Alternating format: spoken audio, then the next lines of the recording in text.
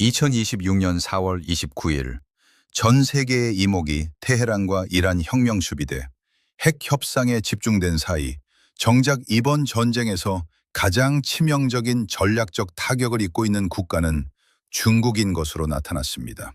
중국은 본토에 단 한 발의 폭탄도 떨어지지 않았고 전쟁에서 단 한 발의 총성도 울리지 않았으나 시진핑 주석이 지난 10년간 구축해온 글로벌 권력 구조가 실시간으로 붕괴되는 전례 없는 위기에 직면해 있습니다. 중국은 그동안 이란을 중심으로 거대한 전략적 아키텍처를 설계해왔습니다. 2021년 체결된 4천억 달러 규모의 중국-이란 포괄적 전략 동반자 협정은 향후 25년간 이란의 에너지와 인프라를 확보하기 위한 핵심 축이었습니다. 이란은 시진핑 주석의 1대1로 정책이 서방으로 확장되는 과정에서 반드시 거쳐야 하는 일종의 전략적 육상 가교 역할을 맡아왔습니다. 현장에서는 중국 기업들이 이란의 광물 자원을 개발하고 중국 석유 천연가스 공사가 사우스파 가스전에서 조업하며 화웨이가 통신 인프라를 구축하는 등 밀접한 관계를 유지해왔습니다. 특히 중국의 투자로 건설된 차바하르항과 자스크항은 호르무즈 해협을 우회하여 베이징으로 석유를 수출하기 위한 전용 루트로 고안되었습니다. 또한 이란의 그림자 함대는 제재를 피해 할인된 원유를 중국 정유소로 직접 운송하며 지구상에서 가장 중요한 비밀 에너지 파이프라인 역할을 수행했습니다. 그러나 2026년 2월 28일 미국과 이스라엘의 이란 공격이 시작되자 중국의 이 거대한 구상은 뿌리째 흔들리고 있습니다. 중국은 그간 이란 원유 수출의 약 90%를 구매하며 이란 정권의 경제적 생명줄 역할을 해왔지만 정작 이란이 위기에 처하자 베이징은 공격을 비난하는 수준의 보도자료를 내놓는 데 그쳤습니다. 이는 중국이 구축한 파트너십이 전략적 동맹이 아닌 단순한 자원 추출을 위한 계약 관계였음을 시사합니다. 결과적으로 테헤란의 혼란은 중국의 전략적 자산을 거대한 투자 블랙홀로 변모시켰으며 통신망에서 운송 네트워크에 이르는 수십억 달러의 자본이 독성 자산으로 전락할 위기에 처해 있습니다. 호르무즈 해협 봉쇄가 장기화되면서 중국 경제의 핵심 부인 공장과 공급망이 실시간으로 타격을 입고 있습니다.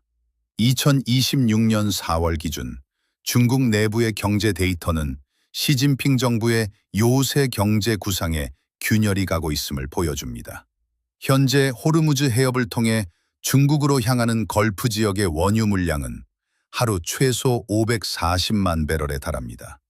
이는 중국이 러시아로부터 수입하는 물량의 2배가 넘는 수치로 러시아의 파이프라인 용량과 유조선 함대의 한계를 고려할 때 러시아가 이 공백을 메우는 것은 수학적으로 불가능한 상황입니다.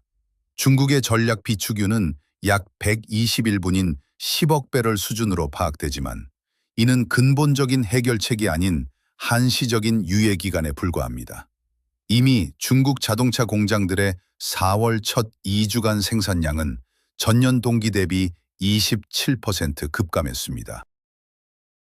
나티시스의 아시아 태평양 수석 이코노미스트 알리시아 가르시아 헤레라는 중국이 올해 성장 목표치인 4.5%를 달성하는 데 어려움을 겪을 것이라고 분석했습니다.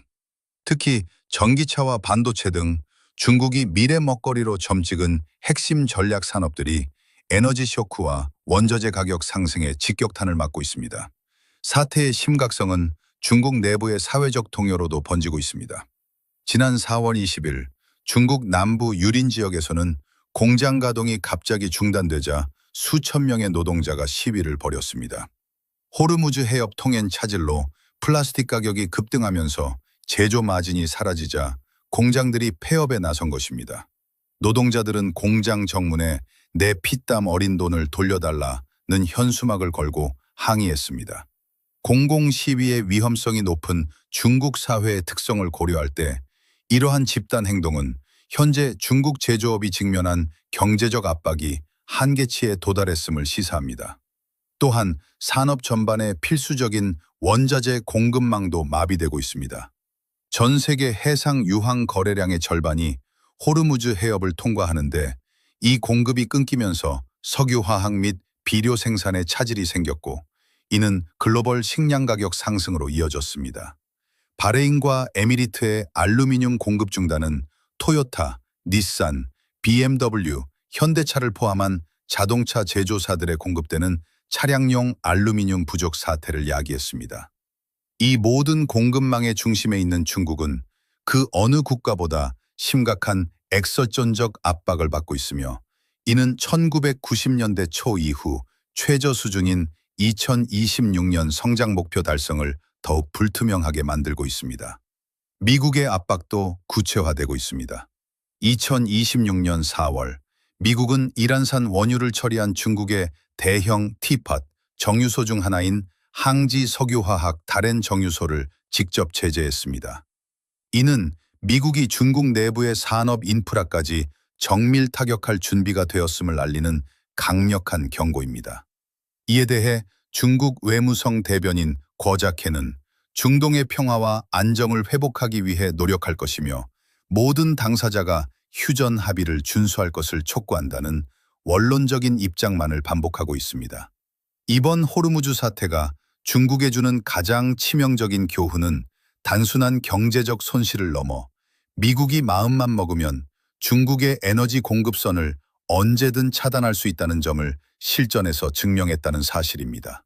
중국 전략가들은 현재 후진타오 전 주석이 언급했던 말라카 딜레마에 다시 직면해 있습니다.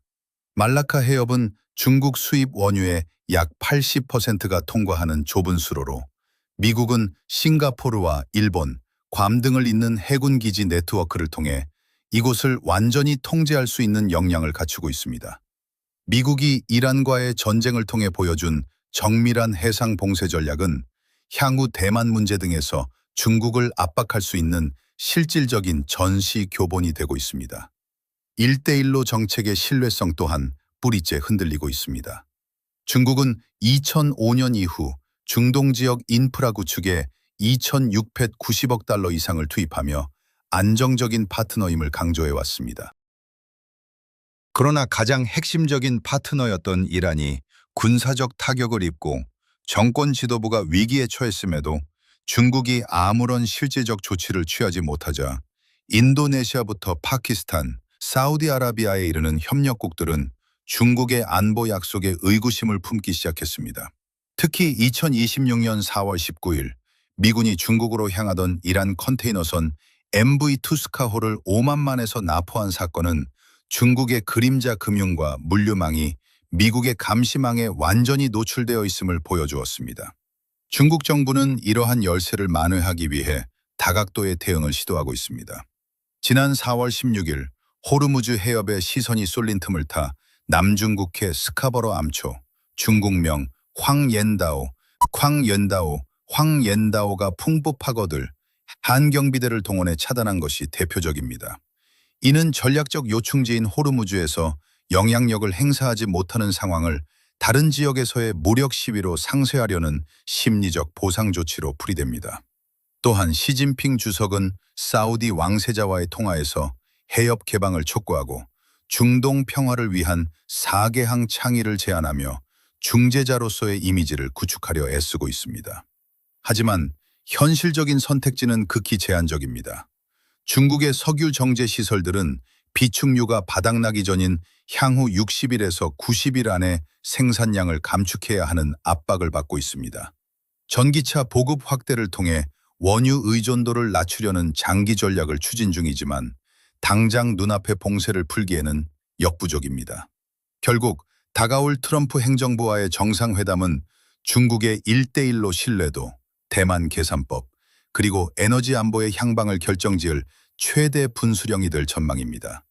미국이 단 한 발의 총성 없이 중국의 요새 경제를 포위망에 가둔 이번 사태는 현대 경제전의 가장 정교한 사례로 기록될 것입니다.